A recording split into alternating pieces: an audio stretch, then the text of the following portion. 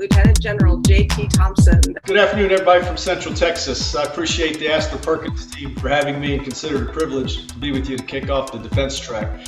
My plan is to share some broad thoughts on the global security environment and then on U.S. national defense that is being heavily influenced today by the rapidly changing character of war.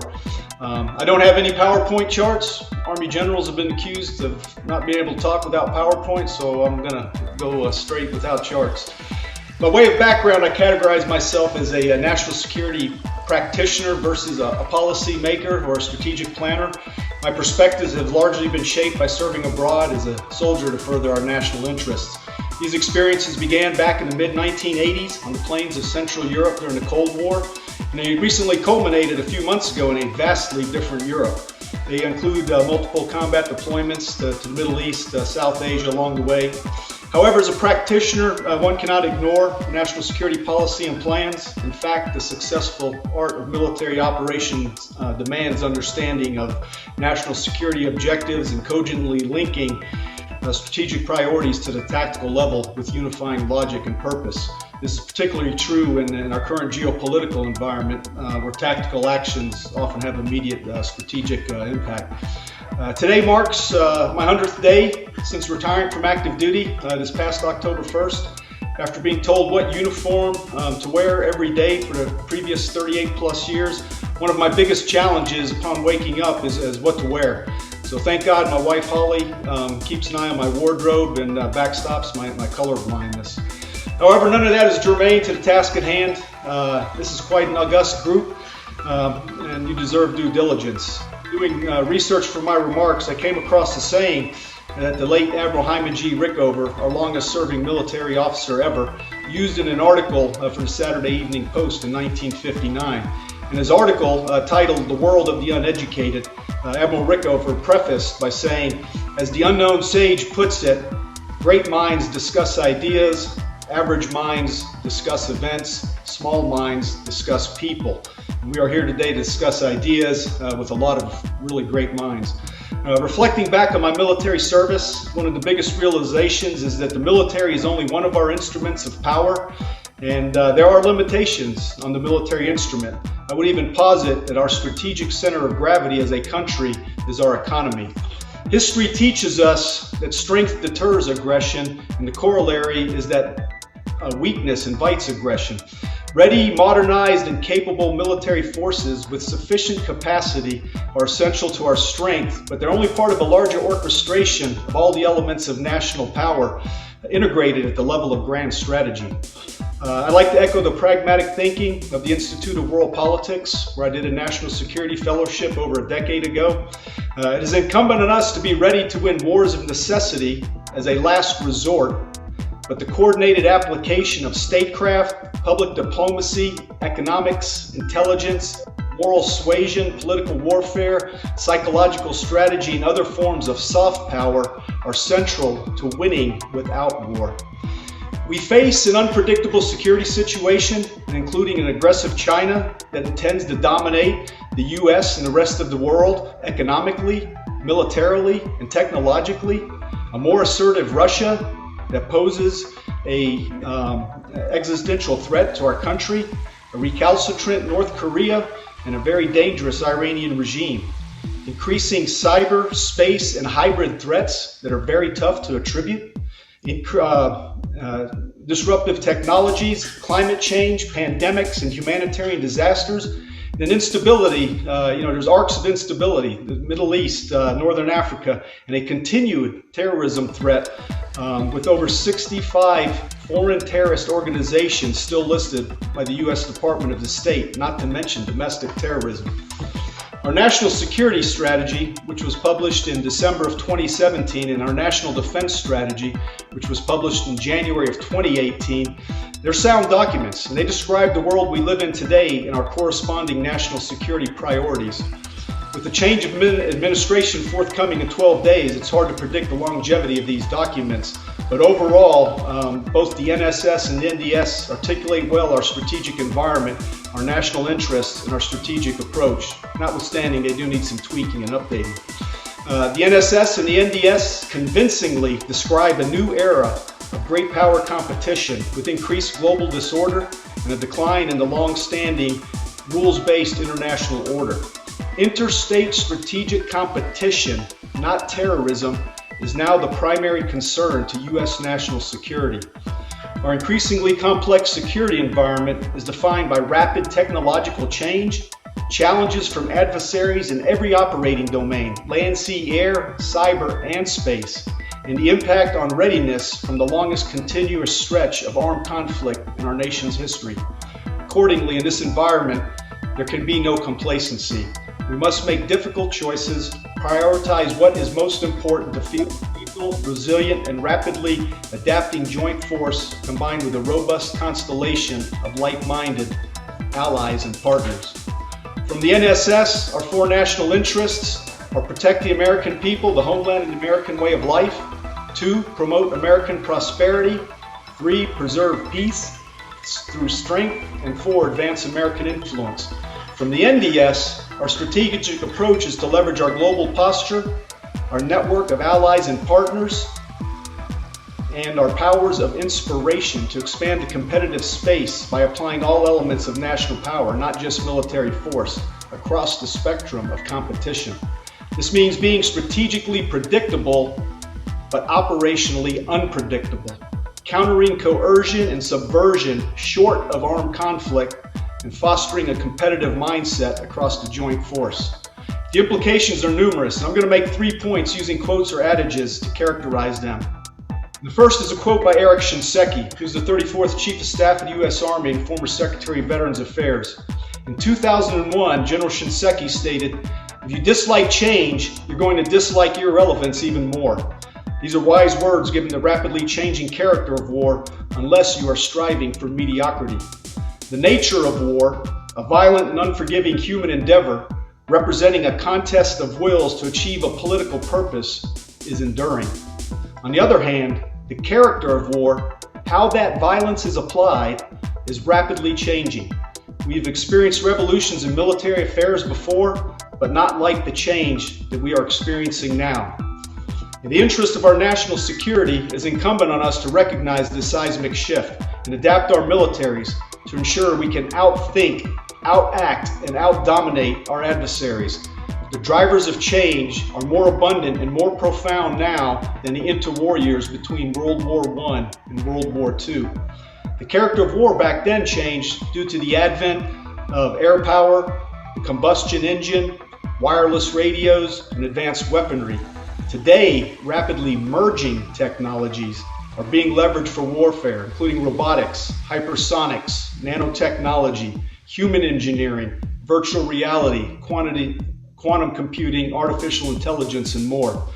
The ubiquitous nature of information and changing demographics and multi-domain operations further complicate our strategic environment. The recent Azeri-Armenian conflict in Nagorno-Karabakh offers a glimpse of the change. Novel technologies and related tactics resulted in rapid devastation. Azerbaijan employed low-cost drones with smart weapons as loitering aerial robots. The Armenian air defenses were not designed to engage such a threat, and their military forces paid a heavy price. The lessons are not all that surprising. The employment of unmanned aerial vehicles beyond just reconnaissance and surveillance, networked operations, the vulnerability of armored formations, and the importance of electronic warfare, both offensive and defensive. Change is uncomfortable and sometimes expensive. Someone once jokingly mentioned that the only person that likes change is a baby in a wet diaper. However, change is ongoing at a rapid pace, and those that embrace it and leverage technological innovation will maintain competitive advantage and stay relevant. My second point is based on an oxymoron, but it serves as a useful reminder regarding the potential of technology. Never say never, never say always. I learned that from General Ray Odierno when he commanded the surge in Iraq. Military history is ripe with technological surprises that changed the course of battle. 79 years ago, our nation was still stinging from the surprise attack at Pearl Harbor only a month earlier. A lot of our Pacific fleet had been destroyed while berthed in the shallow, protected waters of Pearl Harbor. The 40-foot depth of the harbor was believed to be too shallow for torpedoes. Conventional thinking was that torpedoes required at least 75 feet of water to level out and home in on their target. So any dropped in Pearl Harbor would dive into the bottom and get stuck in the mud. However, the Imperial Japanese Navy made two modifications to their Type 91 aerial torpedoes by adding wooden stabilizer fins and an angular acceleration control system, which was very advanced for its time. The modifications allowed the torpedo to quickly pull out of its post-launch height and pull up to its running depth of 15 feet. The results spelled disaster for the U.S. warships in the shallows of the lagoon. While the Japanese success was not solely based due to their torpedo modifications, it informs what can happen when there's a combination of hubris and lack of imagination. To be sure, warnings were ignored, intelligence failed, and fledgling radar technology was dismissed. However, the rapid innovation and implementation of the Type 91 torpedo and its devastating effects serve as a stark reminder to never say never, and never say always. False assumptions, boxed-in thinking, and disinformation are as much as inhibitors to innovation as the laws of physics. And in a positive vein, the Department of Defense and military services have established several mechanisms to foster innovation. These include the recent establishment of the Joint Artificial Intelligence Center, the Joint Hypersonics Transition Office, and the Defense Innovation Unit. Project Convergence is underway, a blending of AI, robotics, and autonomy. On the defense panel later is Colonel J.J. Snow from AFWorks, an Air Force program with the goal of fostering a culture of innovation. In the Army, we have established Army Futures Command and 6 cross-functional teams, as well as offices for hypersonics, directed energy, and countering unmanned aerial systems. All good things that lead to my third point, which is a quote from a Roman Stoic philosopher. Almost 2,000 years ago, Seneca the Younger wrote that luck is what happens when preparation meets opportunity. Most of us will take luck if it happens, but generally we create our own luck by studying and researching, visualizing and planning, training and rehearsing, thinking boldly, and executing decisively. As Miss Ham, the mother of a West Point plebe, told me when I was a Commandant of Cadets a few years ago, the harder you work, the luckier you get. She's right. With the changing character of war, those that come out on top will not get there by luck. Rather, it will be because of using imagination, challenging the status quo, fostering adaptation, taking risk, and having the courage to seize opportunities. I just read a review of the book, Burn-In, a novel of the real robotic generation by Peter Singer and August Cole. The review was written by my good friend, General Bob Ashley, who just retired after commanding the Defense Intelligence Agency. General Ashley had asked Peter Singer, a futurist who is now a strategist, is there any one emerging technology on the horizon that would be such a game changer would give our adversaries or competitors an overwhelming advantage? Singer replied, it is not that there is any one game-changing technology, there are many under development, but rather, what are you going to do with that technology? What is the context in which it will be applied, and how are you going to operationalize it? Those are great questions to keep in mind as we look at emerging technology in the context of national security. At the start of my remarks, I mentioned Admiral Hyman G. Rickover, the father of the nuclear navy. He was a household name several decades ago, but is not so well known today.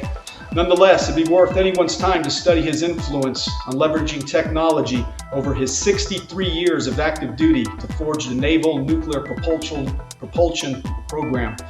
Dr. Francis Duncan, once the official historian for the Atomic Energy Commission, he wrote a book about Admiral Rickover that offers remarkable insights. The Discipline of Technology was published in 1990, 4 years after Rickover's death. Without getting into details of nuclear engineering and naval operations, the book offers cogent messages that could be applicable reminders today.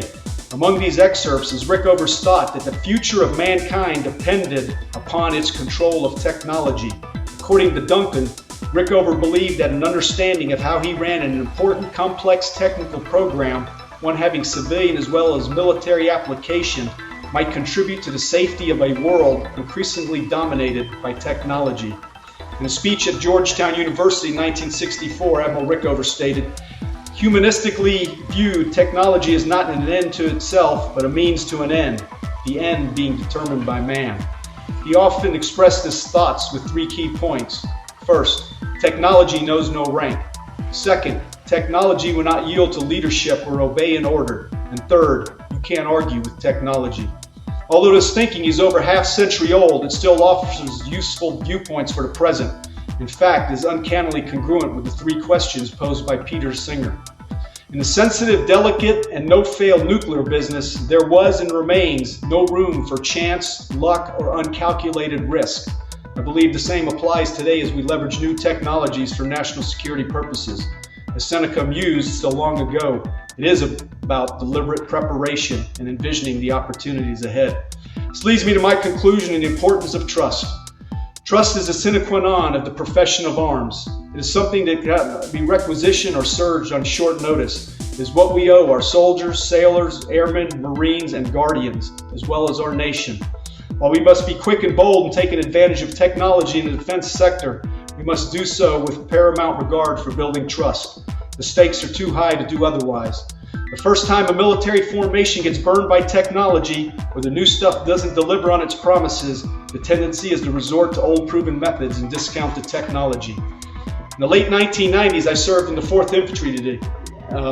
It was the Army's experimental force, nicknamed the X4. A lot of new technology was thrown at us, and we gave it the supreme test by putting it in the hands of soldiers under austere field conditions and high-paced combined arms operations against a free-thinking opposing force.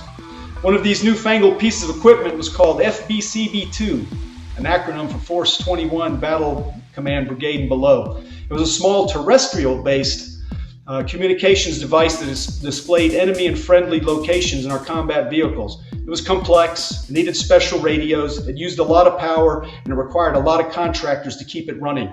Everyone kept an acetated map and an indelible marker handy because they did not trust the system.